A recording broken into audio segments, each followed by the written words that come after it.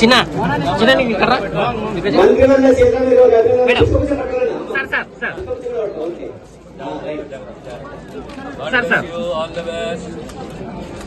Okay sir. తల్లిదండ్రులుగా దీవెనతో పాటు మంత్రి గారు అలాగే గౌరవనీయ కలెక్టర్ గారి యొక్క దీవెన వేదికల పెద్దవాళ్ళగా దీవెనలు కూడా విద్యార్థులకు అందుతా ఉన్నాయి. జిల్లా పరిషత్ చైర్పర్సన్ నాగమల్లి జయపాల్ గారు కూడా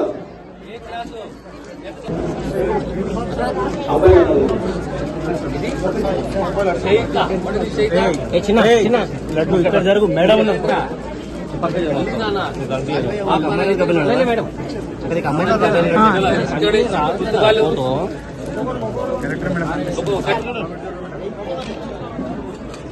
okay madam.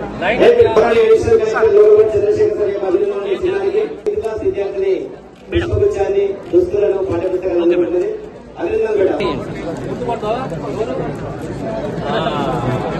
Sir sir okay sir. అదేవిధంగా కలెక్టర్ మేడం సార్ మంత్రులు డిఆర్ఓ మేడం గారు ఎంఈఓ గారు ఎంఆర్ఓ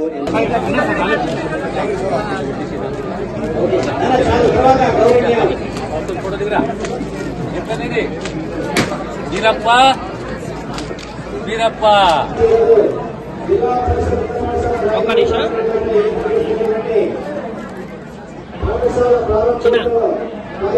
విద్యార్థిని విద్యార్థులకు, మీ గురువులకు, ఈ ప్రాంత పెద్దలకు, పాత్రికేయ మిత్రులకు మీ అందరికీ శుభాభినందనలు. పాఠశాల, స్కూలు, అందరం స్కూల్కు పోతాం, కలల గంటం, పై చదువులు చదవాలని చెప్పి, ఎదగాలని చెప్పి,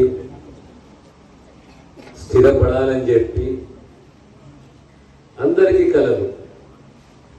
కానీ ఒక కాలంలో చదువు అంటే చాలా దూరం ఉండే పేదవాడికి, పేద కుటుంబానికి. ఈనాడు విద్యా వైద్యం అనేది ప్రభుత్వ బాధ్యత. పేదవాళ్ళని పిల్లలకు, పేద కుటుంబాల పిల్లలకు విద్య అందించే, ప్రమాణాల విద్య అందించే బాధ్యత ప్రభుత్వానిది. వారి ఆరోగ్య సంరక్షణ కూడా ప్రభుత్వానిది.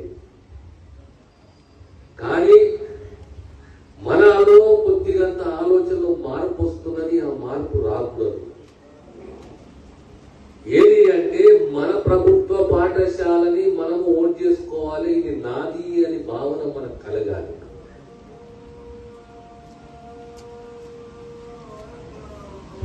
మన తండ్రులకు పెద్దలకు ఆనాడు విద్యా వ్యవస్థ ఎలా ఉండాలి దానిపై అవగాహన తక్కున్నా ఒక కళ ఉండేది. నా పిల్లలు ప్రమాణాలతో కూడిన చదువులు చదవాలి, విద్యావంతులు కావాలి, ఎదగాలి అని చెప్పేసి రాను రాను రాను ఎక్కడికి వచ్చినాం ఈ రోజు అంటే అన్ని సౌకర్యాలు ఉన్న ప్రభుత్వ పాఠశాల, ప్రమాణంతో కూడిన విద్యని అందించే ఉపాధ్యాయులు, ప్రభుత్వం అన్ని బాధ్యతలు తీసుకున్నా మనకు షోక్ వచ్చింది. అరే ప్రైవేట్ పాఠశాలకు పోవాలి, బస్సులో పోవాలి, ప్రైవేట్ పాఠశాలకు పోవాలి, ఆడ చదువుకుంటే మనకు మేలైన విద్య అందుతుంది అనే భావన మనకు కలిగింది. ఈ ఆలోచనలో కొంత మేరకు నిజం ఉంది, కానీ సంపూర్ణంగా లేదు. ఇక్కడ మన పాఠశాల రాయకోడ్ పాఠశాల ఉదాహరణ. రాయకోడ్ పాఠశాలలో ఇలాంటి సౌకర్యాలు ఉన్నాయా లేవని చెప్పేటప్పుడు అప్రమత్తం కావాలి.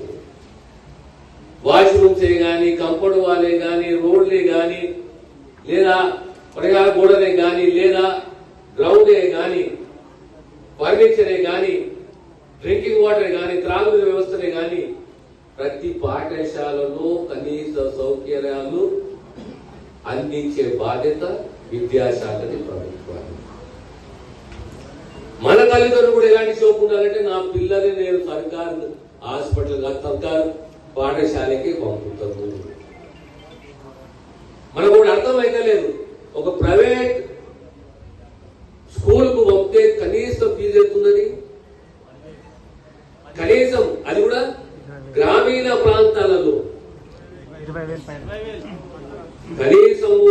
10,000, గరిష్టంగా 30,000-40,000.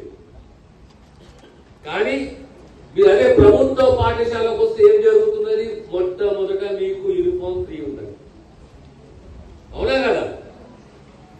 యూనిఫామ్ ఫ్రీ, పుస్తకాలు ఉచితం, భోజనము ఫ్రీ, టీచర్లు ఫ్రీ, విద్య ఫ్రీ. అయినా మనకు షోకు కలుగుతున్నది మనం ప్రైవేట్ పాఠశాలకు పోవాలి, చదువుకోవాలి అంటే మన తల్లిదండ్రులు ఈ ఆలోచన పోవాలి. ఈ పాఠశాల, ఈ సర్కారు పాఠశాల, నా పాఠశాల, నా పిల్లలు చదవాలి.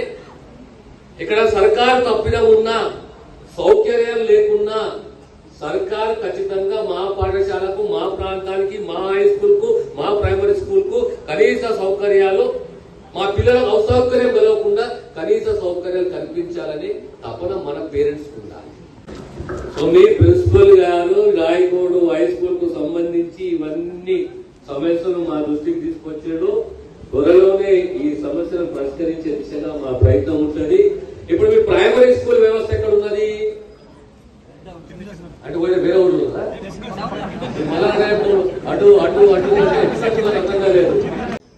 అందరూ విద్యావంతులు కావాలి, సంస్కారవంతులు కావాలి. మా బాధ్యత ప్రభుత్వ పాఠశాలను పటిష్టపరిచేది, అన్ని సౌకర్యాలు కల్పించేది మా బాధ్యత మేము తీసుకుంటాము. మీ పాఠశాలకి అవసరాలు మేము మీ ప్రిన్సిపల్ గారు, అజయ్ గారు దృష్టికి తీసుకొచ్చారు. అన్ని సౌకర్యాలు ఒక్కోటి అంచెలంచెలుగా తీరుస్తాము. దయచేసి ఇంకో రాయకోడు ముఖ్యమంగా 2 స్కూల్స్ ఉన్నాయంటే, ఒకటి ప్రైమరీ స్కూల్, దాని ఇంకో స్కూల్, దానికి సంబంధించిన రిపోర్ట్ కూడా మీరు ఇవ్వండి. దయచేసి పేరెంట్స్ కూడా మీ బాధ్యత, తల్లిదండ్రులు మీ బాధ్యత కూడా మీరు నిర్వహించండి. మన పిల్లలు, మన భవిష్యత్తు, మన కుటుంబ భవిష్యత్తు, మన పిల్లలు మనం కాపాడుకోవాలి, వాళ్ళకు ధైర్యం ఇవ్వాలి, మనము వాళ్ళు ప్రోత్సహించాలి. మనము అదే రకంగా స్టాఫ్ కొరత ఉంది ఇక్కడ.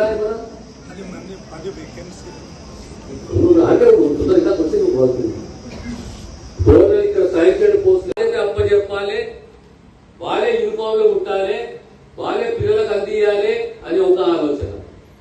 రెండవ ఆలోచన, మీ పిల్లలు బడికి వస్తుర్రా, వస్తలేరా, రాకపోతే ఎందుకు వస్తలేరు అనే బాధ్యత కూడా మీరు తీసుకోవాలి.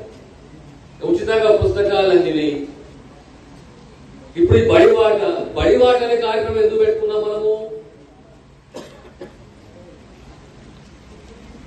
ఈ వ్యవస్థలో బడివాట ద్వారా ఎక్కడైతే పిల్లలు స్కూల్లో చేరతలేరో వాళ్ళందరూ కూడా తిరిగి మన స్కూల్లోకి ఆహ్వానించాలి. ఇంకొక అంశం, ప్రత్యేకంగా రాయకోడుకు సంబంధించిన అంశం ఏంటి అంటే, స్కూల్ కు పిల్లలు వస్తున్నారు, మధ్యలో తల్లులు లేదా పిల్లలను ఆపేసి కూలికి పంపుతున్నారంట, వ్యవసాయానికి పంపుతున్నారంట.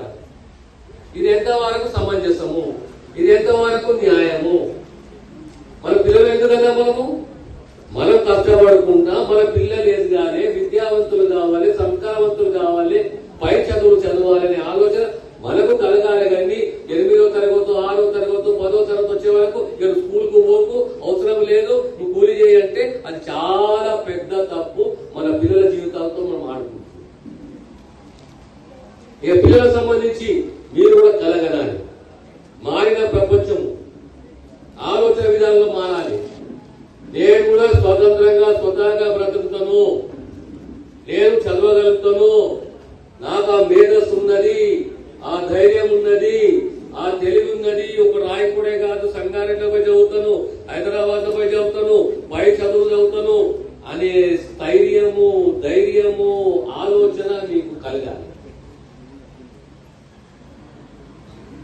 ఈ మధ్యలోనే ఈ ఆలోచన పెరిగింది, ఇంకా పెరగాలి. ఈ ప్రభుత్వము ఈరోజు ప్రధానంగా విద్యకు, వైద్యానికి పెద్దపీట వేస్తుంది. సమాజంలో కావలసింది సామాన్య కుటుంబాలకు, పేద కుటుంబాలకు ఏంది అంటే ఒకటి విద్య, ఒకటి వైద్యం. విద్య, వైద్యము ఆ కుటుంబానికి బాధ్యత ప్రభుత్వం తీసుకోవాలి. ఈ ప్రభుత్వము ఆ బాధ్యత తీసుకుంటుంది. అలాగే మీ అందరితో కోరదు ఒకటి, మీ పాఠశాలకు సంబంధించిన సమస్యలు ఏమున్నా డిఓ గారు రాసుకున్నారా? ఏమి మీ పాఠశాలకు సంబంధించి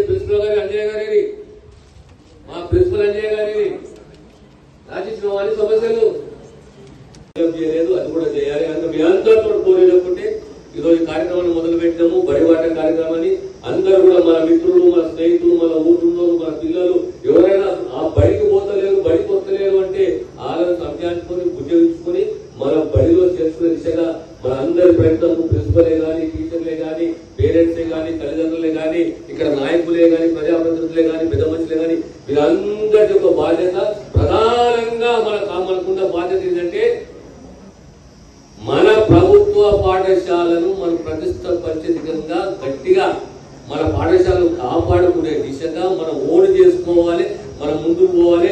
ఆ హ్యాంగ్ ఓవర్ మనకు ఉండకూడదు. ఏది అంటే అరే ప్రైవేట్ పాఠశాలలు, ప్రైవేటు బస్సులు అంటే ఈ రోజు మన ప్రభుత్వ పాఠశాల విలువ తెలుస్తలేదు. ఒకసారి తెలుసుకోండి, ప్రభుత్వం ఒక్కొక్క విద్యార్థి పైన ఎంత డబ్బు ఖర్చు పెడుతున్నదో ఒకసారి ఆలోచన చేయండి.